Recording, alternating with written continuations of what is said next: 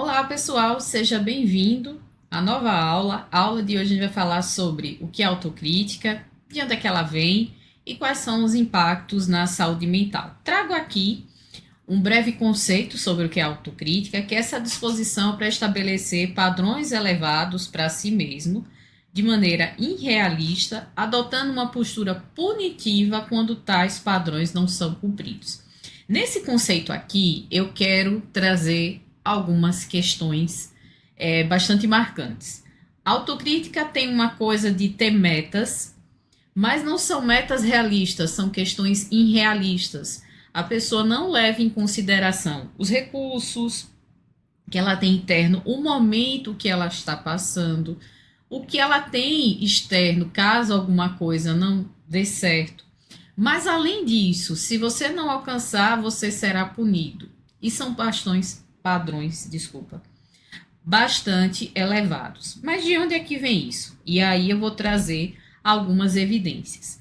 Isso aqui é um artigo, uma revisão sistemática e uma meta-análise em que tentou avaliar a relação entre tipos de apego e autocrítica. E o que é que se observou?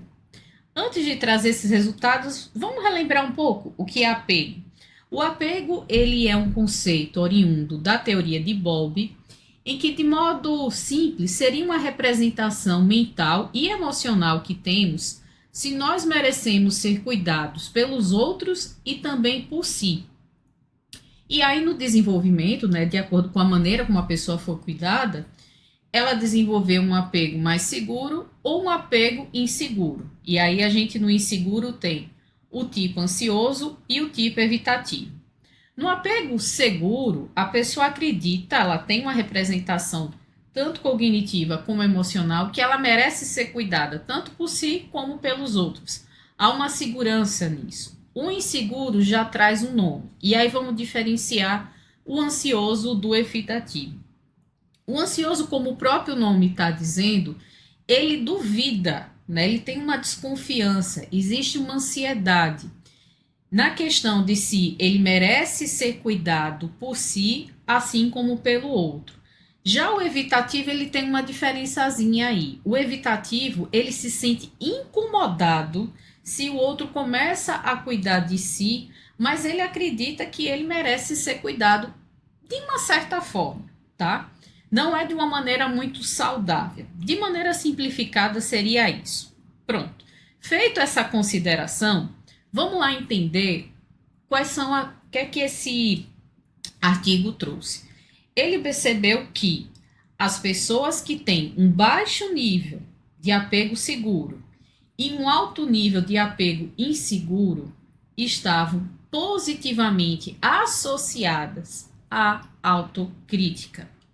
Ou seja, quanto mais você acredita que você não merece ser cuidado de uma certa forma, ou por evitar ou por duvidar, está mais associado. Só que desses dois tipos de apego inseguro, o ansioso é o que estava mais fortemente ligado à autocrítica.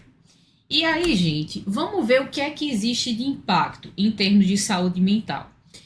Essa evidência aqui é de 2016, mas eu achei importante trazer, para vocês perceberem um pouco da linha do tempo.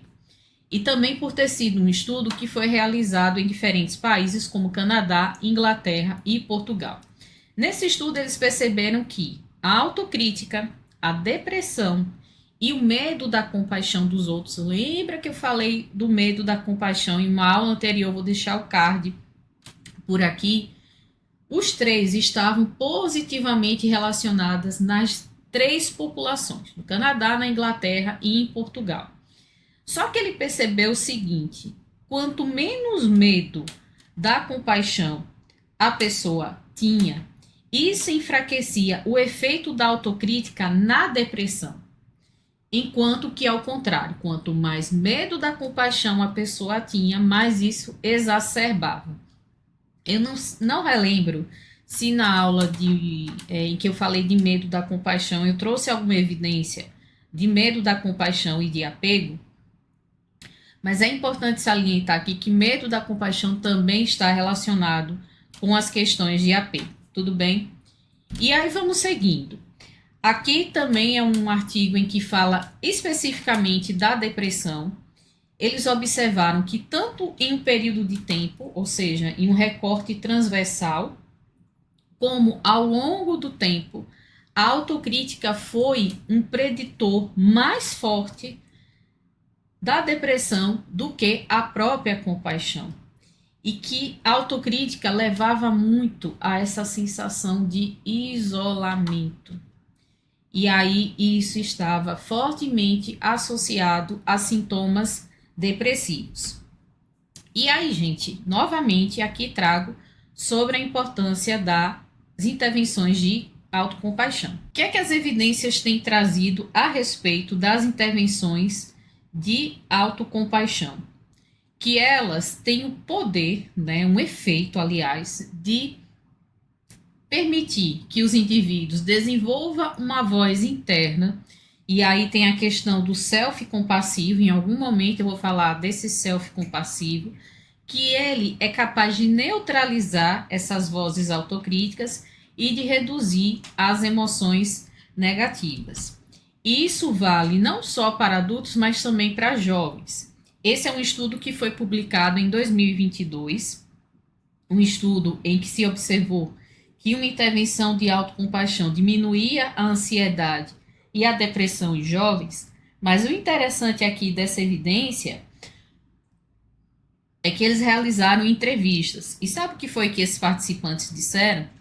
Que para eles não era tanto falar sobre autocompaixão, porque infelizmente a autocompaixão ela está atravessada por alguns preconceitos, né, de achar que é ser doce, né, que é aceitar o que todo mundo quer, mas eles acharam como muito importante visar a questão da autocrítica nas intervenções como um fator fundamental para que eles tanto engajassem na intervenção, como também tivesse um efeito, né, necessariamente o programa.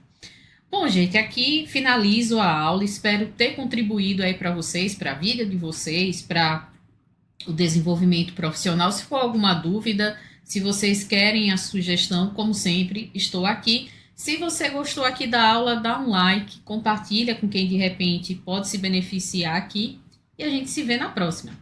Até mais!